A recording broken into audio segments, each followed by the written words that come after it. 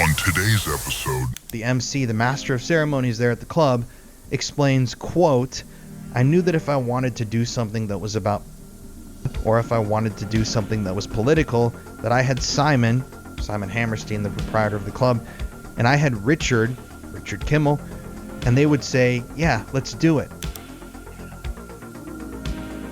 Wow.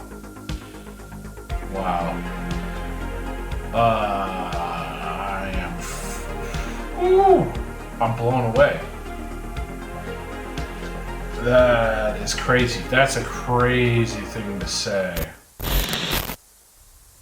You don't need a formal conspiracy when interest Alright guys, we're back with another episode of the Epstein Club, the most disturbing deep dive on YouTube by the Conspiracy Files. Gentleman on the channel is reading an article by Jamie Crawford from Substack, which is a pretty well done investigative piece of journalism looking into a club in New York called The Box. Sort of an adult style club, SEX type club. I dance around the language because I'm still learning about what I can and can't say on YouTube, but a club that involved Epstein. It appears that he may have been funding it to a certain extent. We don't know 100% of the details. We looked at some financial documents so far. It was a little bit unclear, but does seem to show Epstein making payments to the proprietor's cousins. So he does appear to be involved, potentially from a financial perspective. But what is confirmed is his frequenting of the club, or at least planning to. I don't know that we have any confirmed eyewitness accounts of him actually being there, but he does talk about it in emails quite a bit, saying he's going. So far, it's been a really interesting documentary. I've spent entirely too much time talking and not enough time listening to it, so we're going to try and get through a little bit more of it today than some of the other videos. So that being said, let's jump on in. The Epstein Club. So we ended here last time on this photograph of Simon Hammerstein on the far left and the Jareckis, father and son. I believe the father is a lawyer, or a psychiatrist, and I'm not sure exactly what the son does, but they're also involved in the club. And the father has had some, what I think are pretty legitimate claims of SA by a known Epstein victim against the father as well. The victim later changed her story about the senior Jarecki, which is odd, but that could have been done because of intimidation, financial payments, who knows. But the original accusation to me is pretty damning, knowing this person's history. One other small note, I think it's crazy. You're looking at the right of this image. Is this a Getty image that they're trying to sell for $375? Like, what are we looking at? I don't know where exactly this is from, but that would be crazy if they're trying to sell a digital image for nearly $400 of these goofy guys. Anyways, let's jump in. These two guys are at the opening of the club. Need I say more? Anyways, Jamie continues, if Epstein was indeed one of the driving forces behind the Box's inception, his legal troubles down in Florida would have sent a group message to a group of people that included July 23rd of that same year and said, emailed and convicted. On that day, Jarecki I don't know what had happened a here. documented relationship. Sorry, I'm trying to find where we were. It kind of... Here's Ghislaine Maxwell. Kind of jumped out all of a sudden. Action. These two guys are at the opening of the club. Need I say more? Anyways, Jamie continues, if Epstein was indeed one of the driving forces behind the Box's inception, his legal troubles down in Florida would have somewhat thwarted his ability to indulge in the spoils for those first few years. Although the same could not be said for Ghislaine Maxwell, who was photographed at one of the first private events at the Box in December 2006, 5 months after Epstein's arrest. So even though Epstein's in prison at this time, one of the first private events held at this nightclub, you can see photos from that event here, Here's Ghislaine Maxwell, somehow invited to this party. Yeah, You got another picture here at the box inside of the McMullen club, Archives? and Ghislaine Maxwell again in attendance at that event. But Jamie continues saying, by the a few months later, pictures. Maxwell attended another private event at the box. This has been confirmed from an email Epstein sent to Maxwell on February 7th, 2007, asking about Andre's birthday party. One of Epstein's closest associates, Andre Balazs, who will be covered extensively later in this article, had just had his 50th birthday party at the box. And Epstein in this email wrote, "How was Andre's birthday party? Mort said he went out with Carol last night and she was interesting." Now, this guy, Andre Balazs, brought the androgynous performer Raven O to this event. Raven O would go on to become an icon at the box as the MC. And you can see here a picture of the MC at the box, the master of ceremonies, and this guy, Andre Balazs, I hope I'm saying his name right, who we're going to talk about a lot later on. Now, here's the controversial part, which I'm going to not try to show a screenshot from that. In unearthed footage from an in-house documentary about the box, Raven O, the MC, the master of ceremonies there at the club, explains, quote, "I knew that if I wanted to do something that was about, or if I wanted to do something that was political, that I had Simon Hammerstein, the proprietor of the club, and I had Richard Kimmel, and they would say, yeah, let's do it. We were all just kind of kindred spirits of deviant." Is that a confirmed quote? This is from Crawford's Substack. So again, I need to get better about saying this at the beginning of every video. Everything we're saying today, including anything said by the Conspiracy Files or Jamie Crawford's article on Substack, all of this is alleged. None of it is proven, for entertainment purposes only. We just make stuff up on this channel. Don't believe anything we say. All of that being said, I just can't help but wonder if a quote like this, it has been confirmed. Where did this come from? This is a wild thing to say and be quoted on, specifically about the PDF stuff. That is, I mean, I'm kind of at a shock and a loss for words for that. And it's so shocking that it makes me question. Now it makes me question the article and go, okay, how did he get that quote? Where did this quote come from? And I'm not seeing anything in the video clip. I'm going to go over here. I'm looking at the article to try and find this section to see if there's any attribution for this quote. Where did it come from? Okay, here it is. Oh, they're saying it comes from unearthed footage. Oh, wow. I may cut this out depending on what this footage shows, but I'm going to put this up on the screen. If I can't show it, this is where I'm going to cut and we'll pick up after. But here it is. Very picky. I knew that if I wanted to do something that was about pedophilia, you know what I mean, or if I wanted to do something that was political, that I had Simon and I had Richard, and they would say, yeah, let's do it. Wow. I am, I'm blown away. That is crazy. That's a crazy thing to say. That is a crazy thing to say. Where did the window go? Ah, here it is. That is an absolutely crazy thing to say.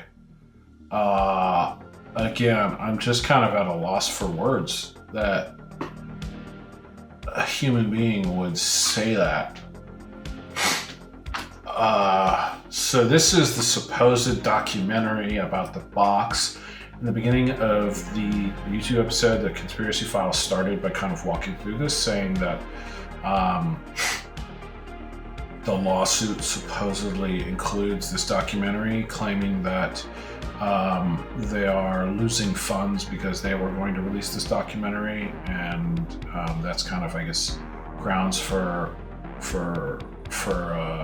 financial loss inflicted by Jamie Crawford's investigation. But But why didn't the documentary release? How come we haven't seen anything about this before? It makes you wonder if it's a tool specifically for legal bludgeoning. At least that's my opinion. But wow, is that footage insane. I don't even really know what else to say. I'm kind of blown away. Let's jump back in. So that quote is almost unbelievable, but I've seen the clip that Jamie published here. He says it. I mean, he clearly says this. He says, if I wanted to do something that was about Simon and Richard, basically would say, yeah, let's do it. So not exactly. Yeah, I'm probably going to have to block out the word PDF when the gentleman says it in the clip. I will show the clip. I think I'm going to show the clip. I hope it doesn't get me in any sort of trouble because this guy's getting sued, Jamie Crawford. So I am going to show the clip but block the word PDF, but he 100% says PDF. Great start when talking about this club. I skipped that clip to not show anything legally from their documentary there, but if you find Jamie's Substack, you can go watch that clip yourself and verify that's being said. I mean, it's crazy. But Jamie continues. This early event with Ghislaine Maxwell, Andre Balazs, and Raven O was an important part of the box's origin story, according to Hammerstein, who said, quote, "We did a private event for Andre Balazs' 50th birthday. He found us Raven the MC, and he wanted a variety show. The whole rehearsal process with the orchestra, dancing girls, and variety acts as a director, it was very special, and I realized how much I enjoyed this format. We took it from there. We ran that show late night while trying to figure out what play we would start with. We never ended up running a play. This was a complete accident. If you looked at my chalkboard of ideas as I was building the box, even through construction, not one word ever had to do with vaudeville or shock acts or performance art or variety." End quote. Just a few days after Andre Balazs' private birthday party on February 12, 2007, one of Epstein's employees in New York, Rana Jalashkar, emailed him about an invite he had received to the opening night of a new nightclub. And the box's official opening night was on Valentine's Day 2007, 2 days after this email. Epstein was on his private island at the time and said Jalashkar could go in his place. So if this is to be believed to be the box, yeah, 2 days before the box opens up, Jeffrey... This gentleman on the right of this photograph, on our right to Ghislaine Maxwell's left, is Josh Lucas. I did not know who that was by just their name, but once I saw him, I think he's a pretty popular actor. Most people probably recognize his face. The reason I point him out is in previous episodes we've talked about the celebrity board. It includes Josh Lucas, Rachel Weisz, which famously was in the Mummy films with Brendan Fraser back in the day, and then Jude Law, and I think everyone knows who Jude Law is. 2007, 2 days after this email. Epstein was on his private island at the time and said Jalashkar could go in his place. So if this is to be believed to be the box, yeah, 2 days before the box opens up, Jeffrey receives an invite to the opening night of a new nightclub. He can't go. He says definitely his assistant can go in his place. Now, many of the same names and faces that attended the December 2006 event at the box would be seen a few months later. It's a little odd. Why would you feel the need for your assistant to go in your place unless you have some type of obligation to the organization, which would suggest a financial relationship? I don't know that I would stand by that argument in a court of law or anything like that, but it is just something that kind of jumps out at me and makes me wonder, and I think it is suggestive of a more formal relationship. In March 2007, at an event hosted by Ghislaine Maxwell at her New York apartment, including Simon Hammerstein and actor Josh Lucas. The Sweet Home Alabama star Josh Lucas is an advisory board member at the box and a close friend of Hammerstein. They once got kicked out of the Met Gala together for bad behavior. And there's a picture here. I love how Jamie included all these links. I mean, this is 187 photos from the interior of Ghislaine Maxwell's apartment. Here is Josh Lucas inside of Ghislaine Maxwell's apartment. If you've seen Sweet Home Alabama. Once again, Josh Lucas is an actor that I actually enjoy, but I mean, here he is with Ghislaine Maxwell inside of her apartment, and he's once again, just like Jude Law, one of the advisory board members of this bizarre club. And I mean, we could go on endlessly scrolling through these pictures inside of Ghislaine Maxwell's apartment. It's a star-studded cast of individuals that paid a visit to Ghislaine's home for this event. But Josh Lucas, that's a sad one to see him involved in all this because I think he's a great actor. And then here's a picture from that event with Josh Lucas, the actor, Ghislaine Maxwell, and Simon Hammerstein, the proprietor of the box. So as you can see, Jamie is laying out here that even from the very founding moments of this nightclub, it seems that Epstein and Ghislaine Maxwell, at minimum, had some sort of involvement, or at least a very, very deep friendship with all of the people that were involved in the club itself, which earned them, the potential for VIP seating there, access whenever they wanted, only God knows what. Jamie continues, he writes, Josh Lucas, the actor, also took a picture with Dana Burns that night. Epstein has also attended events with Burns by his side, and Burns' name can be found throughout Epstein's emails, flight logs, and on the board of Ghislaine's charity, the Terramar Project. So here's a picture of Josh Lucas with Dana Burns, this woman, and then here's a picture of Dana Burns with Jeffrey Epstein. So not only is Josh Lucas, the actor, inside of Ghislaine Maxwell's apartment taking photos, being friendly with Ghislaine Maxwell, he's also pictured there with his arm around a woman frequently mentioned all throughout the Epstein files, and he sits on the advisory board of a nightclub that has extremely heavy-handed ties and links to the Epstein network. And if you thought that was it, you're wrong, because that actor, Josh Lucas, would be photographed with Ghislaine Maxwell again years later in May 2014 at a children's benefit gala. So here's Josh Lucas, Sweet Home Alabama, once again, sitting at the... Just wondering, what do we know about Dana Burns? Is she a victim? Is she a co-conspirator? What is her relationship with Epstein and Ghislaine? Dana Burns, this is just straight from Google's AI overview. Dana Burns, also known as Kim Burns, was a close associate and personal assistant to Ghislaine. Okay. French model scout to Jean-Luc Brunel. We know about Jean-Luc. She held officer positions in Maxwell's corporate entities, appeared in dozens of court documents, and was documented on Epstein logs at least 12 times between 2004 and 2006. Burns' specific ties to Epstein's inner circle include the following corporate roles she would list on the original board of the Terramar Project, okay? Already mentioned in the film. Terramar, if you're unaware, is Ghislaine Maxwell's nonprofit organization, has something to do with like cleaning up the oceans or something like that. It seems to be largely kind of, rich people BS. Maxwell's ocean conservation charity, and held management roles in Maxwell's firm, LMAX LLC. I don't know about LMAX LLC, but again, rich people stuff, they've got all kinds of LLCs. Just because you have an LLC doesn't mean there's an actual company behind it. Anyone can have an LLC. And there's many reasons for having one. Like you can have an LLC that owns your house for tax purposes or liability purposes and stuff like that. And certainly people at certain levels have a lot of these things for different reasons. It could be a company. I've just never heard of it, and I don't know anything about it. So because she held a management role in some bizarre LLC related to Ghislaine, doesn't mean it legitimizes anything she was doing. So that's the only point I'm making. Flight logs, her name appears in 29 flight log entries across 42 case documents released by the DOJ, including travel to Palm Beach, New York, and the U.S. Virgin Islands.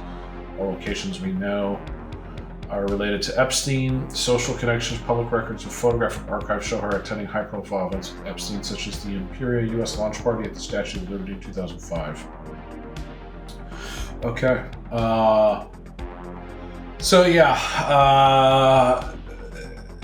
Clearly doesn't appear to be a victim, but more of a co-conspirator. Allegedly, all of this is alleged. And for entertainment purposes only, we lie on this podcast, on this YouTube channel. Nothing we say is true. All of it is just a joke, satire. We're lying. Don't believe anything we say. But this woman, Dana Burns, jokingly appears to be an Epstein associate and not a victim. And if you're unfamiliar with Jean-Luc Brunel, we're probably going to dive into him at some point as well. He's very closely related to the Epstein story, model scout, and also very credibly accused of a lot of similar Epstein-like activity. and exited stage left in a very similar way to Epstein as well. So another very interesting character who Ms. Burns was apparently affiliated with. Table as Ghislaine Maxwell, ironically at a children's benefit gala. So they had a relationship, and I've never really seen him speak up publicly about all this. But it continues. As Jamie writes, a few months after that gala, on July 17th, 2014, Epstein attended a screening of Woody Allen's Magic in the Moonlight, followed by an after-party. At 11 p.m. that night, Epstein would email an unidentified female saying to, quote, invite Josh and the Dane. This, I don't know why this is included. I mean, a rich, famous, good-looking celebrity in their 40s or whatever, however old he is here. Yeah, 43, they said, dating a 19-year-old model. I mean, is that anything new? I mean, come on, right? Like, is it whatever you want to call it from a moral perspective? Fine, but it's not illegal.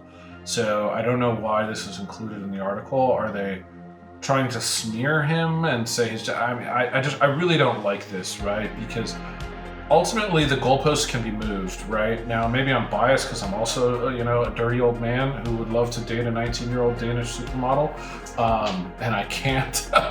But,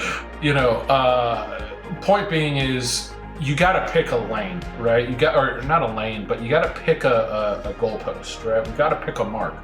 Either you're 18 and you can do whatever you want, or it's not 18 and it's 21, or it's 25, or it's something else. But as a society, we have to pick a time where you're an adult and now you get to do whatever you want.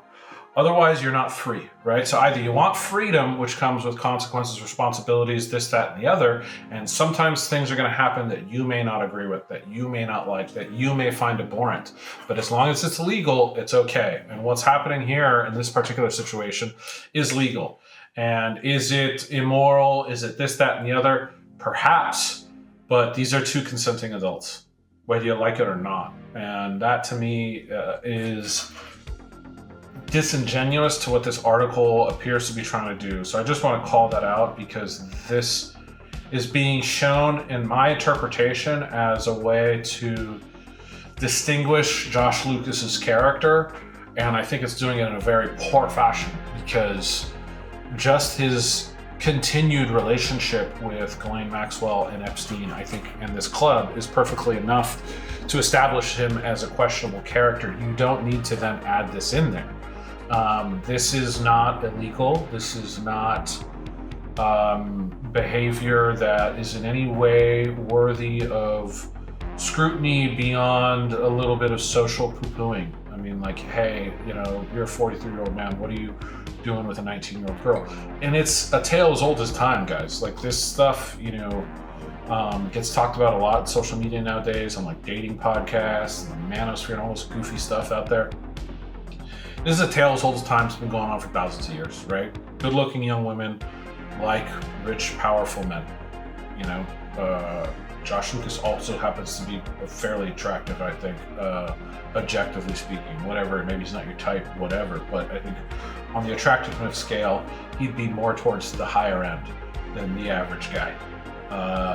He's also tall, another factor women seem to really like. So, I mean, what are we talking about here, right? Like Leonardo DiCaprio does the same thing. Like all these guys do the same thing. It's nothing new.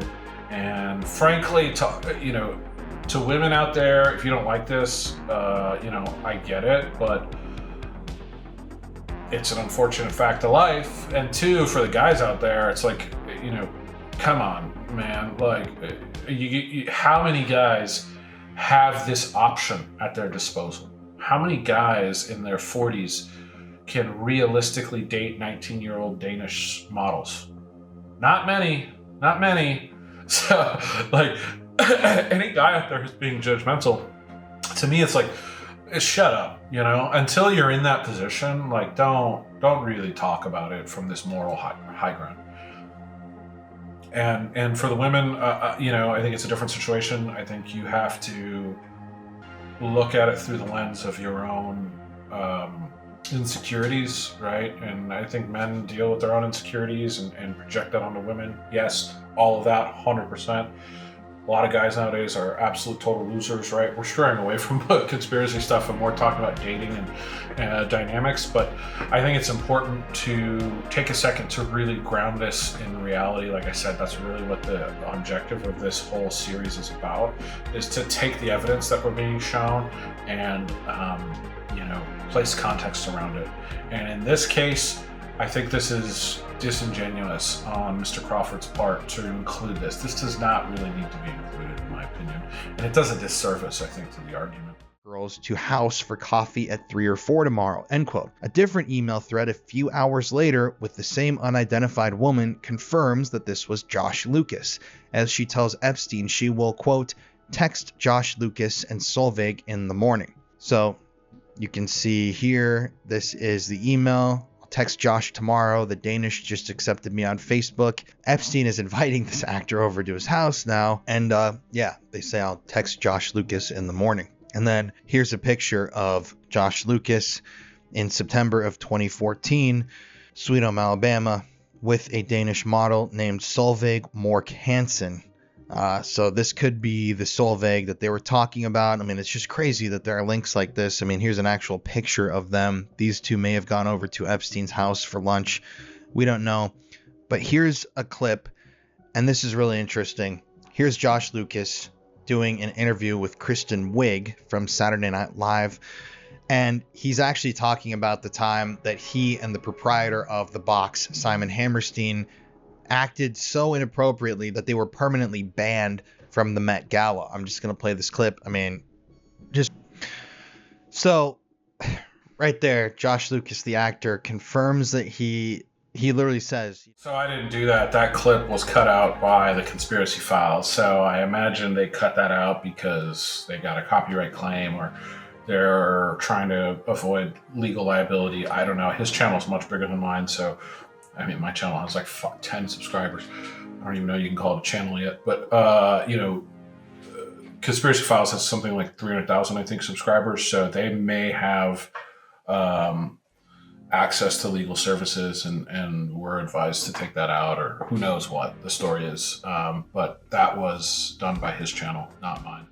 That I have with Simon Hammerstein, and whatever they did that night was so inappropriate that they literally were banned from one of the most famous events in the fashion world, the Met Gala. Pretty weird, right?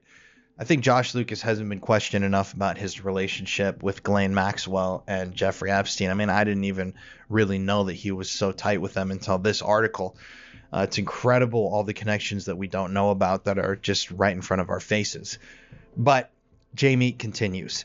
In October of 2008, Simon Hammerstein and Ghislaine Maxwell were reported to be at a celebrity party together, full of hedge fund managers and investment bankers watching a performance full of nudity. And yeah, here's a quote from that original article there. You can pause it and read it if you'd like. Along with them at that party was the musician Moby, who showed up corresponding with Maxwell in the Epstein files and who was an investor and regular at the box.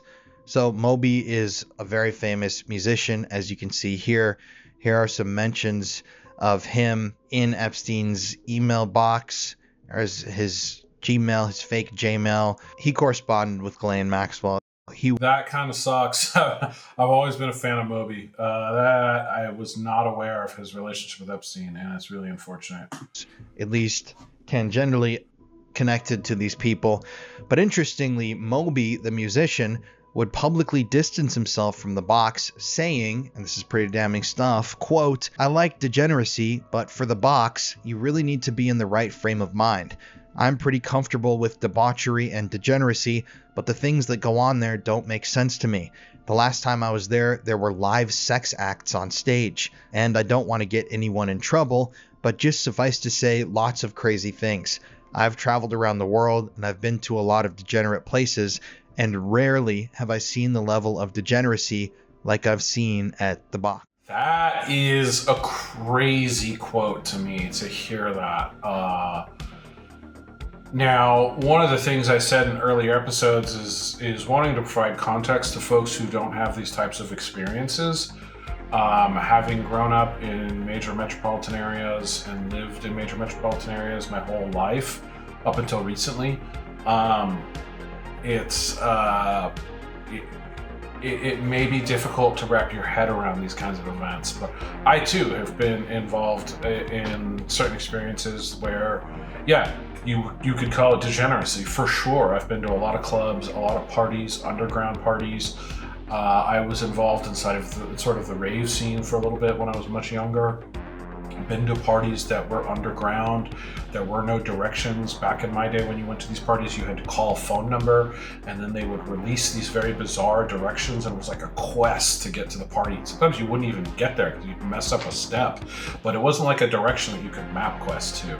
It was like, take this, if you're coming from this city, take this freeway, get off this exit, turn right 17 lights down, and then turn left at the big white house, and it was all these crazy directions. And if you screwed one of the steps up, you had to go back several steps to where you knew you were in the right spot and try again. And it would often take hours to get to these parties, and they'd be in really wild places. Sometimes they were up in the mountains, just in the middle of the road, up in way up into a mountain location that no one's driving through in the middle of the night. They would just set up a party. Sometimes they were in warehouses, literally underground in warehouses in San Francisco and stuff like that. Degeneracy happened. Some of the behavior, some of the activities were certainly illegal. None of it included PDF stuff. I'll be honest, I went to some of these parties as an underage person, for sure. So there might have been teenagers running around at some of these parties. I was a teenager running around at some of these parties. So that kind of stuff certainly happens.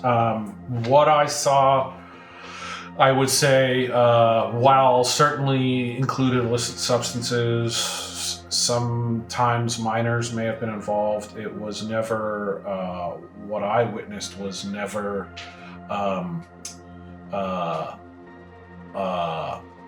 what would I say? What I witnessed was never like manipulative. It wasn't like people were being victimized. Everyone was there consensually and wanted to be there. Like I said, you had to work hard to get there. And just to get the phone number, to get the directions, you had to know somebody, right? This is how it was done back in the day. Back in the 80s and 90s, when that scene first started blowing up, I imagine it was even more secretive. Or maybe not, I don't know, maybe it was more open because it wasn't as well known. But in my day, we're talking the mid-2000s, early 2010s, it was that type of scene. Like I said, not a lot of it was underground, and you would see wild stuff. I've been to parties in LA where, it was a lingerie party, and just, there's 1,000 people in a warehouse somewhere. Half of them are women. A lot of those women are extremely good looking, half naked, right? Like, if you've never been in that environment, it's hard to wrap your head around it. So someone like me, a nobody, has experienced that kind of stuff. I can only imagine what someone like Moby has experienced. We're talking about multi-millionaire, probably worth tens of millions of dollars, not very famous today, but was in the 90s and the 2000s. This guy has a level of access that most people will never have. Certainly I'd never have. So if I compare what I've seen, I can only imagine the higher up that those levels go. It must be crazy, right? Absolutely crazy. And so for someone like that who's seen those kinds of things to go, hey, even this place is a little bit much for me, I gotta go, wow, that's pretty wild. That's pretty wild. So that's a pretty impactful quote for me. I think we're gonna stop there for today. I think we're gonna stop there for today. We are at minute 37, not quite halfway through, but we're getting there. Made it through a little bit more today than we have in previous episodes. Some of this stuff is good. Like I said, I really like when they include something like this quote from Moby. I think that's very impactful. It's very powerful.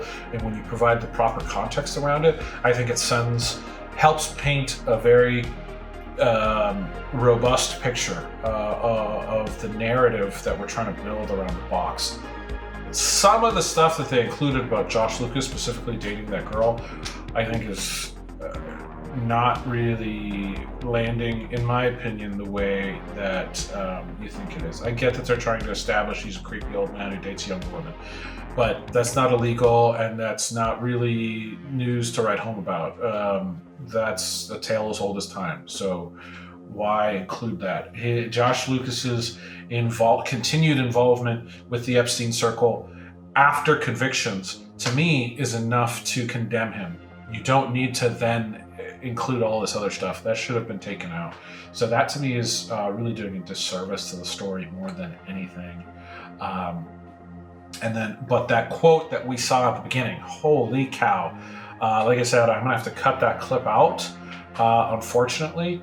I did record it initially, but based on his name, I always forget his name, Colin Brown. Colin Brown, he cut it out as well, so I'm gonna follow his lead, cut it out. But the link to the Substack article will be in the description down below. I highly recommend you go give Jamie Crawford's Substack a look. If you're interested, subscribe to his Substack. I believe the subscriptions cost some money. Potentially he may have a free tier. I don't know. But definitely looks like you can just sign up to his Substack for free. It just requires an email. So go sign up to the guy. He's doing great work. Despite some of my criticisms of this article, he is doing fantastic work. And obviously, these are the guys, more than myself, more than even Mr. Colin Brown, I think are doing the real investigative work. The guys who are on the front lines taking the hits are the ones that need the most support. So please, go give this guy a follow. And that video is in the article. Maybe at 7% of the way down the article, you'll see a video of that gentleman, Raven O. And that quote about PDF is wild to hear it come out of someone's mouth, so spoken so normally. So that to me is the most impactful thing we've seen so far about this whole story, which coupled with everything else should make you go, yeah, this place is highly questionable. So I'm really digging this documentary so far. Like I said, we're not quite halfway through, but we're getting there, and we'll continue to make our way through this in future episodes. Please like, subscribe. Your support means the world to me. Drop a comment down below. Let me know what your thoughts are so far on the documentary, and let me know if you find anything else on this club. This is totally new for me. I've not heard about this. This is a new piece in the Epstein story for me. So if you know anything about it, please share in the comments down below. Much appreciated. Hope you enjoyed. Thank you for joining, and we'll be back again next time with another one. See you then.